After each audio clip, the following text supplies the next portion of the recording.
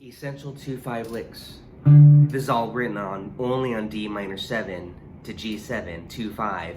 It doesn't even go to the 1, it just focuses on the 2-5 portion of it. And it starts off on the root, face value, and then another octave, another position, another octave. Again, I feel it's very important to be able to do this anywhere on the fretboard.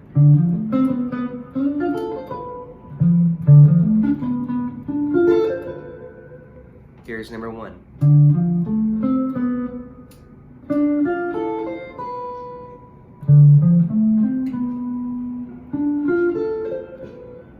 Again, now you see E minor 7, C minor 7. We want to be able to move that lick anywhere, but it starts right on the root. That's the first one I want you to master as you get more into this style of bebop playing and playing 2-5 licks and ideas. And again, that B note is the 3rd of G7, so it's a beautiful target tone. Number 2 is just a variation. It starts on the flat 7, but it still resolves on the 3rd.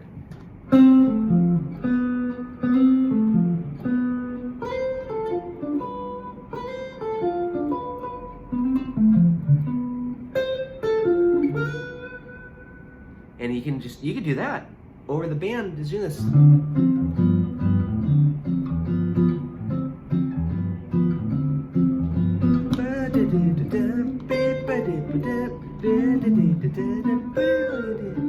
It could vary it up and have a lot of fun with it. But as you're going to see, you're going to have a lot of little variations that you can work on. Number 3 uses that enclosure technique. And I wrote it out as a triplet. Boo-ba-da-bee-ba-ba-dum, boo-ba-da-bee-ba-ba-dum.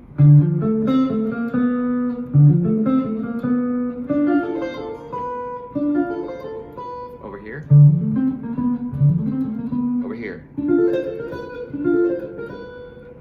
Technique-wise, I am doing some sweep picking. I'm pushing the string down as I'm crossing adjacent strings.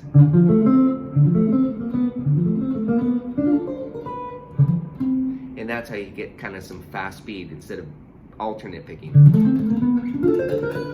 Okay. And then again, take these licks around. E minor 7.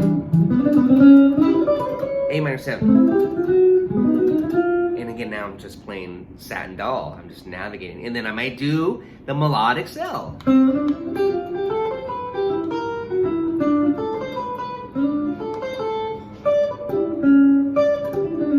You can mix and match these all you want. Like I passed out my sample solo, 2 etudes that is, for Satin Doll. I want you to take a look at.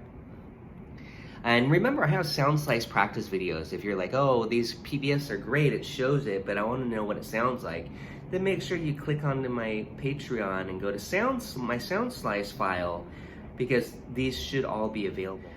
I'm trying to translate it into sound slice files so that you can play along with it and learn, just use it as a playback, essentially, that you can control and transpose and whatnot. Number 4 gets even a little bit more tricky.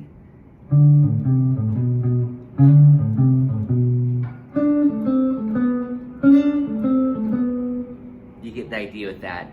It's basically just, again, it's not so much of an arpeggio, but it's more just a lick kind of connecting the root to the 3 of the chord.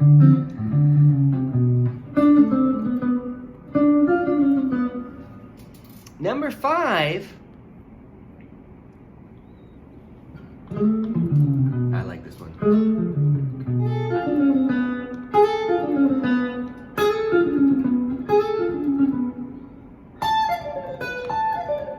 That's a nice one. Again, it has a little chromatic walk down. And now it starts on the 5th degree of the chord you're on. So again, this is important that you do realize targeting that this arpeggio starts on the 5th. That you...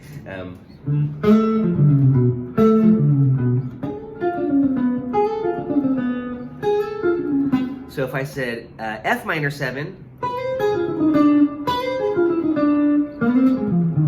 if I said G minor 7. You know what I mean? I want you to be able to know where that 5th is. And that's why, again, you got to be really strong at your basic chords. Because then you can say, oh, here's G minor 7. Here's my 5th. You know, you can start to connect these by thinking that way. Okay, so number 6 here is actually the lick of a song. It's a melody. The Honeysuckle Rose Lick. This one's really sweet. It's not targeting the 3rd anymore, just so you know. In this case, the melody is this. Here it is with chords. And that's a G13 chord, the 6th degree, which is a 13. So you have this. Now I'm going to move it around.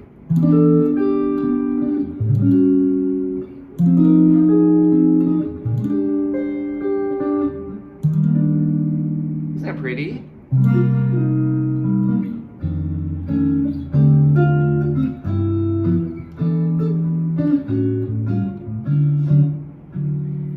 So what I did there, for example, I was taking this one lick here, this one position too, by the way, and I just filled it out with a little bit of chords. So I went like this.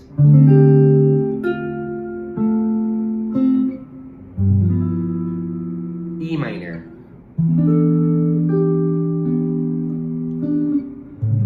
A13. F minor. Doesn't matter. It's a 2-5. It sounds so good. You can go anywhere. G minor. However, it's nice to resolve somewhere. F major.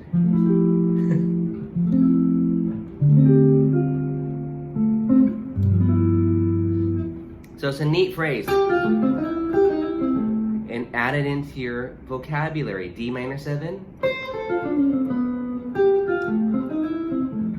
That, you know, Honeysuckle Rose Lick. Okay. Fascinating Rhythm. I don't know if you guys know that cool tune. It's a Gershwin tune.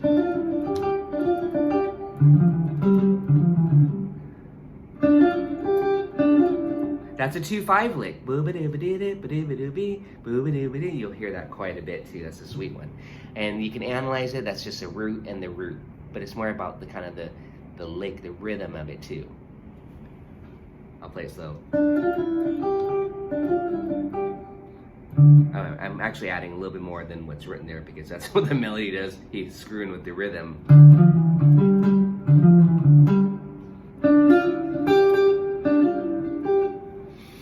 And then it moves. It transposes. T4 2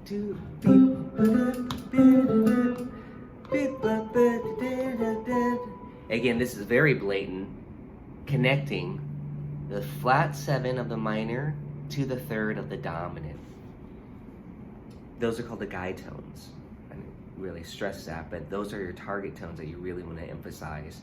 The guide tones, the 3rd and the 7th. That's that worksheet there. What I would recommend from there, once you get those licks down, is to immediately go into my Satin Doll study. Here we go. E minor. A minor. A flat minor. That's tritone sub, and then C major.